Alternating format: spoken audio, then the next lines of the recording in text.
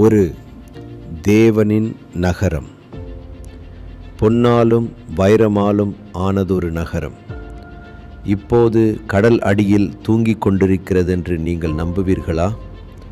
இது இந்தியாவின் அட்லாண்டிஸ் என அழைக்கப்படும் துவாரகா நகரம். புராணங்களில் ஸ்ரீகிருஷ்ணர் மதுரையை விட்டுவிட்டு கடலோரத்தில் ஒரு புதிய நகரத்தை நிறுவினார். அந்த நகரம் துவாரகா என அழைக்கப்பட்டது. இந்த நகரம் 9 லட்சம் அரண்மனைகள் கொண்டதென சொல்லப்படுகிறது. பொன்னாலும் முத்துக்களாலும் அழகாக்கப்பட்ட நகரம். ஆனால் கிருஷ்ணரின் இறப்பிற்கு பிறகு கடல் அதை விழுங்கியது என மகாபாரதம் சொல்கிறது. 2001 இந்திய சமுத்திர ஆராய்ச்சி நிறுவனம் நியோ மற்றும் தொல்லியல் துறை ASI கம்பீர் ஆய்வுகளை மேற்கொண்டன. கடலின் அடியில் சுவர் போல் உள்ள அமைப்புகள், பழமையான கல் கட்டடங்கள் மற்றும் தொன்மையான தேக்கட்டைகள் கண்டுபிடிக்கப்பட்டன.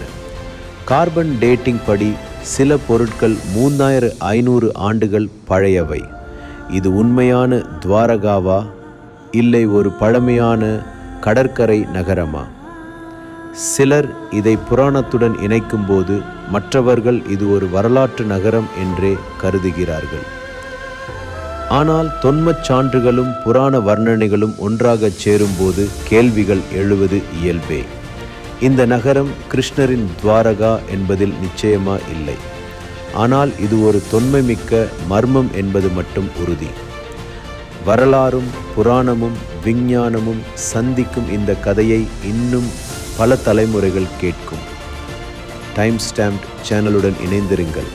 வரலாற்றின்